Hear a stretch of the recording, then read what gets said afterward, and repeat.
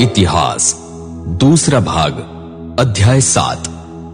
जब राजा सुलेमान ने अपनी प्रार्थना समाप्त की तब आकाश से आग गिरी और उसने अग्नि बलि तथा पशु बलि को भस्म कर दिया और प्रभु के तेज से मंदिर परिपूर्ण हो गया। पुरोहित प्रभु के भवन में प्रवेश न कर सके क्योंकि प्रभु के तेज से उसका भवन भरा हुआ था। जब इस्राएलियों ने देखा कि आकाश से आग गिरी और प्रभु के तेज से मंदिर परिपूर्ण हो गया, तब उन्होंने फर्श की ओर सिर झुकाकर प्रभु की साष्टांग वंदना की और उसकी स्तुति करते हुए गीत गाया, क्योंकि प्रभु भला है और उसकी करुणा सदा की है। तत्पश्चात राजा तथा उसके साथ के सब लोगों ने प्रभु के सम्मुख पशुओं की बलि अर्पित की। राजा सुलेमान ने बलि में प्रभु को 22,000 बछड़े और 1,20,000 भेड़ें चढ़ाई। इस प्रकार राजा और सब इस्राएली लोगों ने परमेश्वर के भवन को उसकी महिमा के लिए अर्पित किया।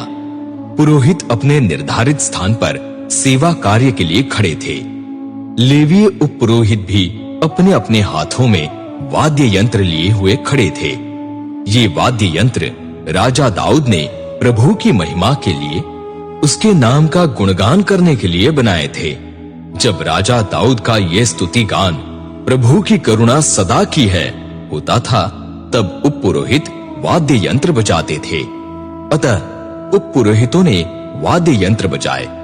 दूसरी ओर पुरोहित तुरहिया बजाते थे जब इस्राएली पास खड़े रहे। राजा सुलेमान ने मध्यवर्ती आंगन को भी प्रभु की महिमा के लिए अर्पित किया। ये प्रभु के भवन के सम्मुख था। जो कांस्य वेदी सुलेमान ने बनाई थी वो छोटी थी। उस पर अग्नि बलि, अन्न बलि और सहभागिता बलि एक साथ चढ़ाना संभव न था। इसलिए राजा सुलेमान ने मध्यवर्ती आंगन में अग्नि बलि और सहभागिता बलि की चर्बी चढ़ाई। राजा सुलेमान ने उस समय 7 दिन तक यात्रा पर्व मनाया। पूर्व में हमाद घाटी की सीमा से मिस्र देश की बरसाती नदी तक के इस्राएलियों का विशाल जनसमूह एकत्र हुआ। 8वें दिन उन्होंने महाधर्म सभा की, क्योंकि उन्होंने 7 दिन तक वेदी का अर्पण और यात्रा पर्व मनाया था। 7वें महीने की 23 तारीख को राजा सुलेमान ने लोगों को विदा किया और लोग अपने अपने घर को लौट गए। उनके हृदय आनंद और हर्ष से भरे हुए थे कि प्रभु ने अपने सेवक दाऊद और राजा सुलेमान तथा अपने निज लोग इस्राएलियों के लिए कितने भले कार्य किए हैं। राजा सुलेमान को प्रभु का दूसरा दर्शन। इस प्रकार राजा सुलेमान ने प्रभु के भवन तथा अपने राजमहल का निर्माण कार्य समाप्त किया।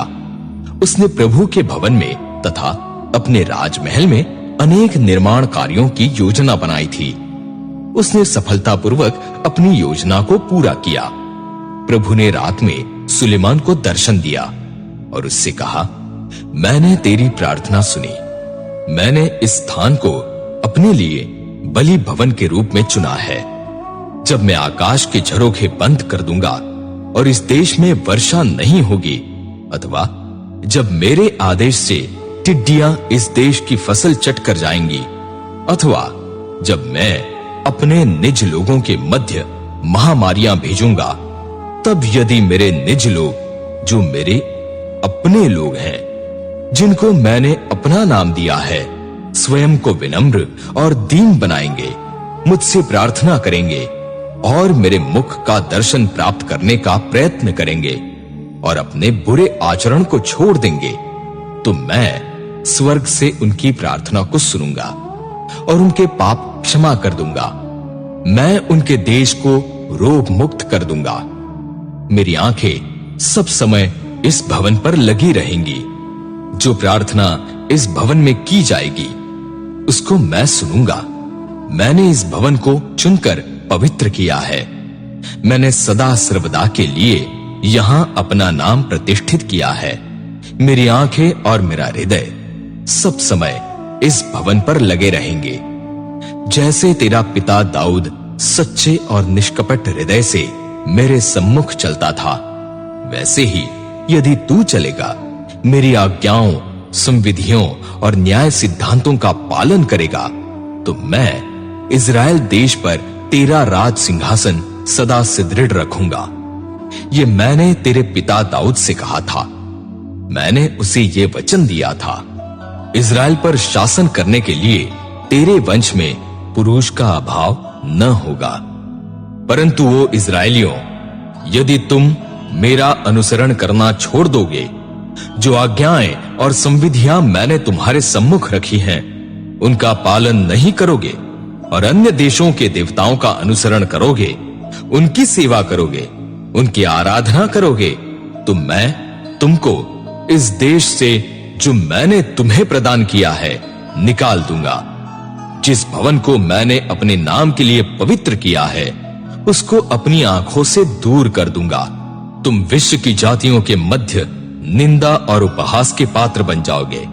ये विशाल भवन मलबा का ढेर हो जाएगा। यहां से गुजरने वाले राहगीर आश्चर्य करेंगे और पूछेंगे, प्रभु ने इस देश तथा इस भवन के साथ ये व्यवहार क्यों किया? लोग उन्हें ये बताएंगे, क्योंकि इज़राइलियों ने अपने प्रभु परमेश्वर को, जो उनके पूर्वजों को मिस्र देश से निकाल कर लाया था, त्याग दिया था और अन्य देवताओं को ग्रहण कर लिया था। उन्होंने उनकी आराधना की, उनकी सेवा की। इस कारण प्रभु ने उन पर ये विपत्ति का पहाड़ ढाहा है।